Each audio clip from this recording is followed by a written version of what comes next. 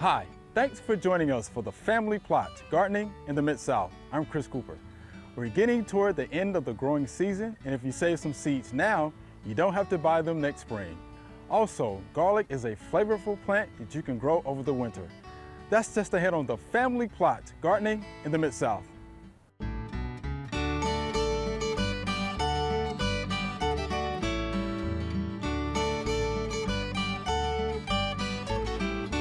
Welcome to the Family Plots. I'm Chris Cooper. Joining me today is Celeste Scott. Celeste is a UT Extension agent in Madison County, and Lucas Holman will be joining me later.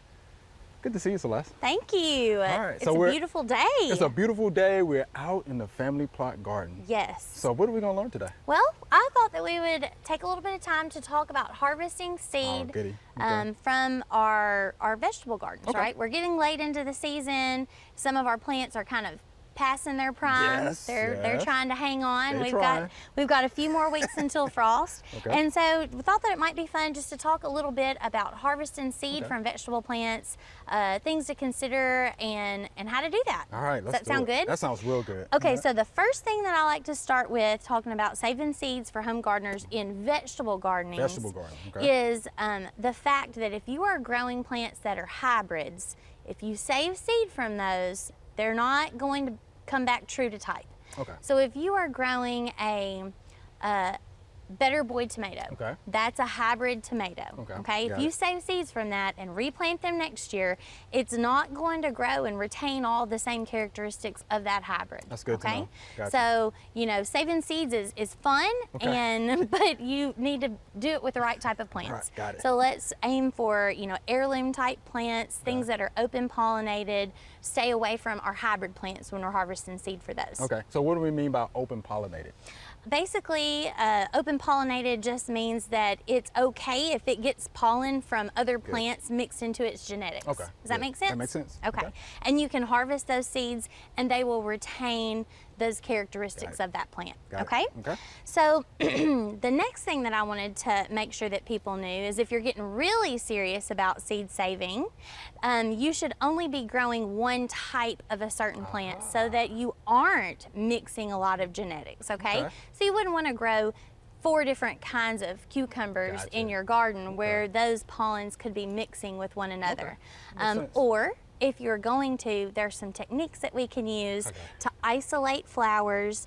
We can self-pollinate the flower, then put like sachet bags over that flower.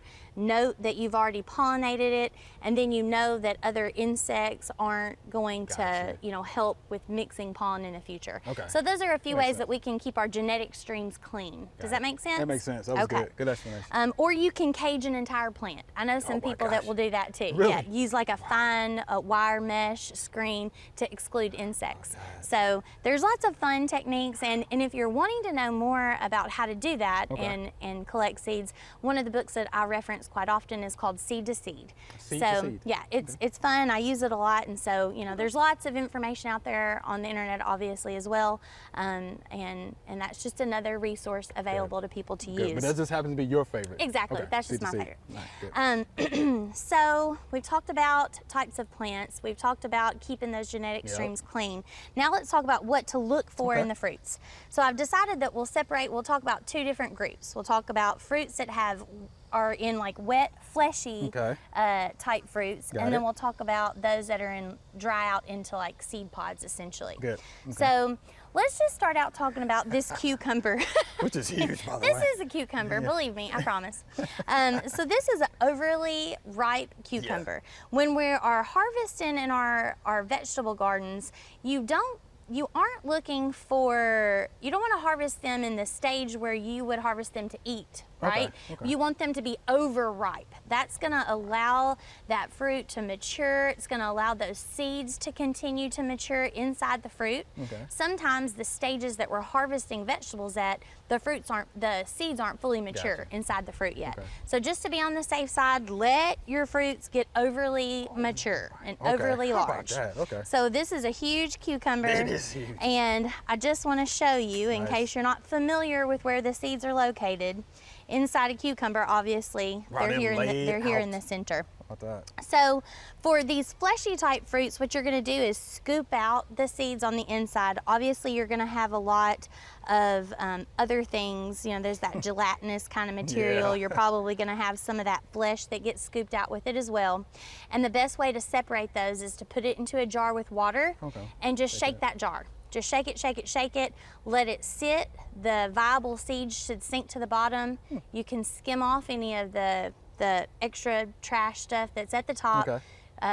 Pour out that water, put in clean water, and do it again. And continue to do that until your seeds are clean. You're satisfied that they're clean. And then they need to be laid out and thoroughly dried quickly. We don't want those seeds to allow to remain moist because that could induce germination.